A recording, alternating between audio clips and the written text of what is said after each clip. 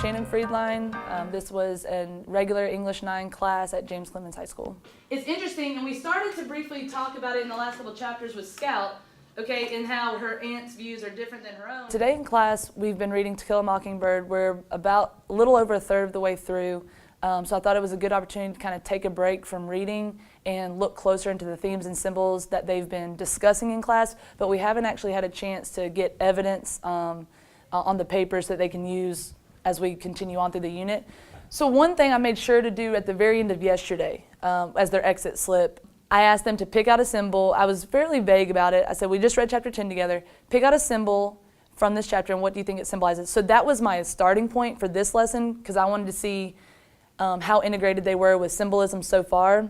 So I'm kind of giving you the claim because I'm saying, hey, here's a theme or a symbol you need to focus on that's important in the novel. So we worked in small groups. Really, they were collaborative groups because the students were investigating the themes and symbols. So I separated them into groups based off color, and the color was a specific theme or symbol from To Kill a Mockingbird that I gave them.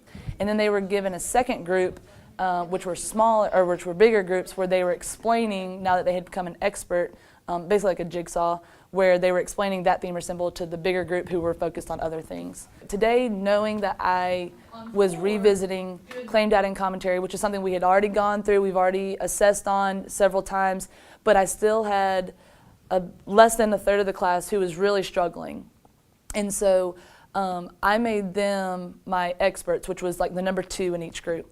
So I pulled them at the beginning of the lesson while the other groups started on like their claim, and I explained claim data and commentary again to them in a more specific way, and then also helped them with examples from their theme or symbol. Experts, bring your purple sheet. That way you can take notes of what I'm telling you. That was one intentional grouping that I was working with my small group. But then I tried to target strengths and weaknesses in every group. Our explainer is making sure everyone understands what our theme is or what our symbol is. They're making sure that everyone understands this is why our data connects and this is how our commentary relates. It doesn't mean that they're the only one writing commentary. So I also had a job in the group that was in the explainer. That was my number 4s. Those were my higher level kids in the class. Those were the kids who have nailed claim data and commentary.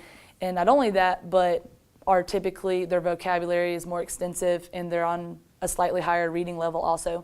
So they became my explainers so that they could focus on the commentary aspect because I know that's kind of where some of my lower students struggle. So if they were kind of facilitating the commentary part, they could help bring their other group members with them. So that was another very specific job as well.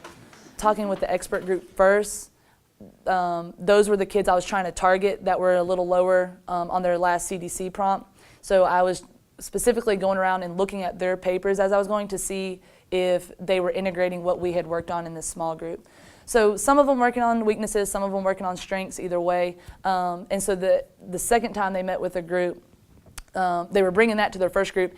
Then when they met with their second group, which was by number, we were able to refocus where like my experts, I was like kind of in their group more to make sure that they were understanding because that was the small group I worked with. So it gave me a chance to go back and see, did they process what I told them at the beginning of the class? Is it something where I'm gonna have to now pull them individually during refuel or jet lag or something like that? And then my 2 higher groups, so my 3 and my 4, they were able to move on while my other 2 groups were finishing up their graphic organizer to writing a CDC paragraph. So they kind of were given an extra assignment. I was actually really surprised none of them said anything about it. I was kind of waiting for that to be like, well, you know, do they have to do it? But I think because they had kind of separated themselves from their original groups and we never went back to that group, they didn't really even pay attention. And because they were next to each other, they saw the table next to them also having to do the CDC paragraph, so they didn't really think anything of it, whereas my first 2 groups needed more time to finish the organizer and discuss and for me to help them.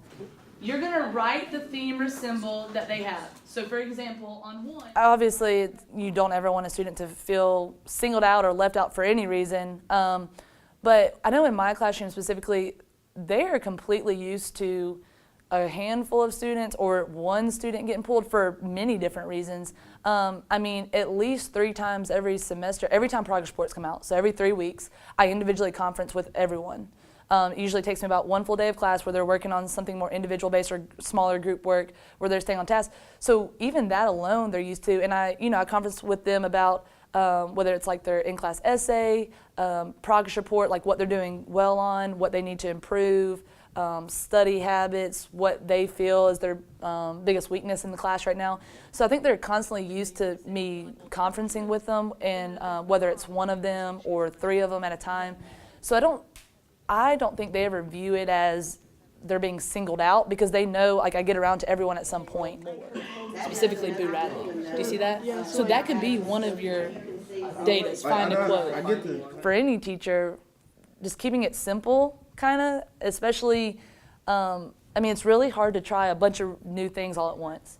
And so that would be one, keeping it simple. But again, listening to your students is like a big one, because obviously even class to class is completely different, but semester to semester could be different. So listening to your students and not being like afraid to tell them, like, I'm trying something new, like, let me know what you think.